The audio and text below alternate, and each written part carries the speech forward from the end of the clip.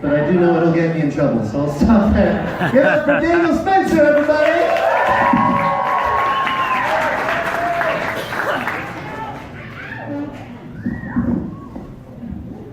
Good evening, ladies and gentlemen. How are we doing tonight? I said, ladies and gentlemen, how are we doing tonight?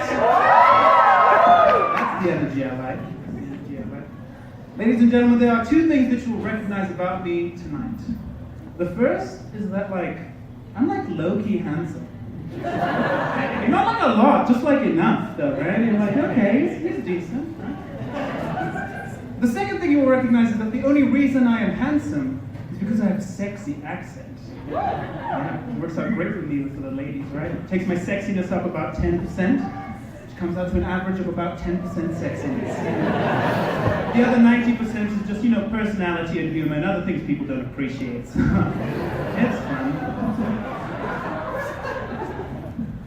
I'm African, ladies and gentlemen. And I know that's a little bit of a hard concept for a lot of people to grasp.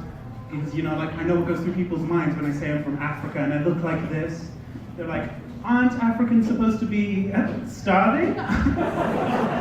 Why is he so well fed?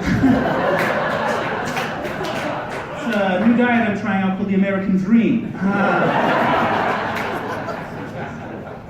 Another question you might have is, where is your loincloth? That is formal wear. I only wear that when I'm feeling really fancy. And then, of course, the most common question I get, if you're from Africa, then why are you white? Thank you, McKinsley. All of these questions are very valid, and they have one simple answer. You are ignorant.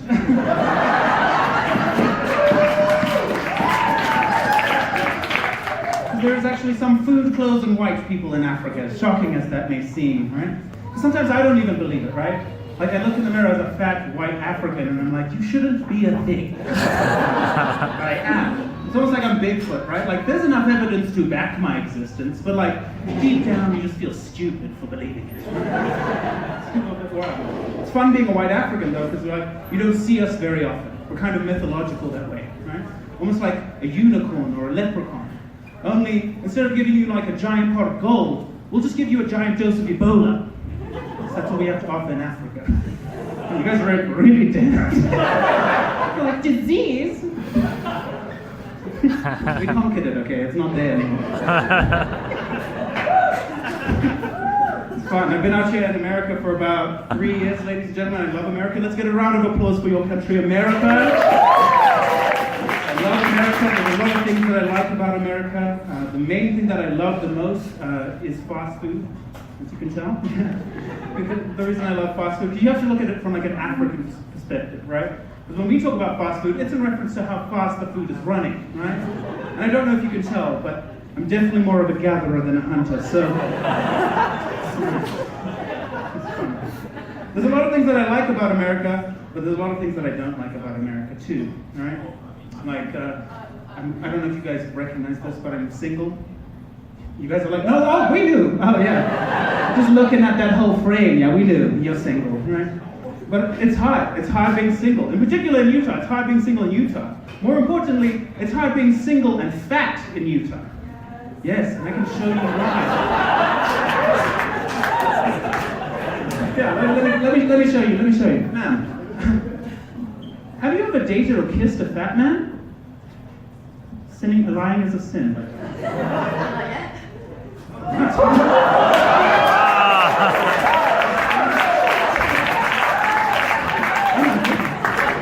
they say there aren't benefits to being a comedian.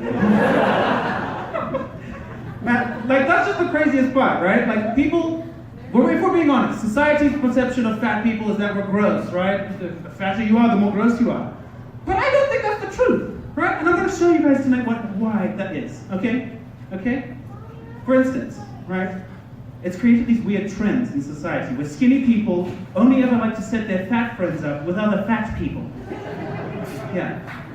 All the fat people laughed, all the skinny people were like, oh my gosh, they figured it out. Yeah. We're not having it anymore, ladies and gentlemen. We're addressing this issue tonight. And I want to take offense to this usually, as you soon will find out, I actually prefer bigger girls, What I don't like is when you skinny people are setting us fat people up together and you're describing us to each other, you don't use like adjectives that you usually associate with like, a human being. It's never like they're amazing, they're wonderful, they're fantastic. It's never like that. No, what it's usually like is like, they say like something like, I know they're a little bit bigger, but, and then they'll insert some ridiculous information they think will relate to us. Like in my case, it's usually something along the lines of like, I know she's a little bit bigger, but like, she uses soap and she's got good toe hygiene. I'm like, oh my gosh, you found a girl who uses soap? I've been looking for one of those. Yeah, that's my eternal companion. With her, it's probably, with me being African in particular, it's probably something along the lines of like, I know he's a little bit bigger, but like, if you pay for the meal, you're technically feeding an African child. That's a tax write-off too, so benefits of dating me. Like, I just don't understand it. Like, pairing two people up because they have the same body type. Like, you don't see me going up to skinny people and being like, excuse me, I recognize that you're particularly scrawny. Do you see that scrawny individual over there? Yeah, you're soulmates now. Also, they use a lot of soap. Right? Like, what do you guys get out of like putting two fat people together? Do you just need like a cute fat couple to watch in between seasons of This Is Us? Or is it more of just like an extremist Mormon thing where you're like, if we breed them now and disaster hits, food storage as far as the eye can see. Crazy.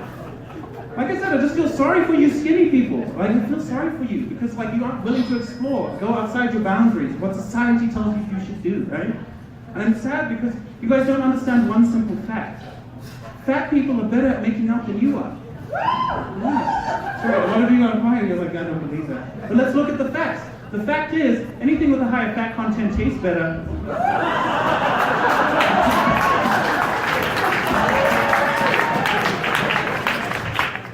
My body may not be well exercised, but you can bet my lips are. Just ask any of one of the 23 pieces of chicken I've eaten the last week. They'll tell you.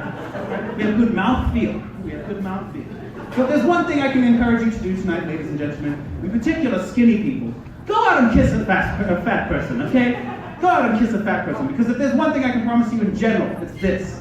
Once you taste these fatty snacks, there is no going back. That's my time, ladies and gentlemen.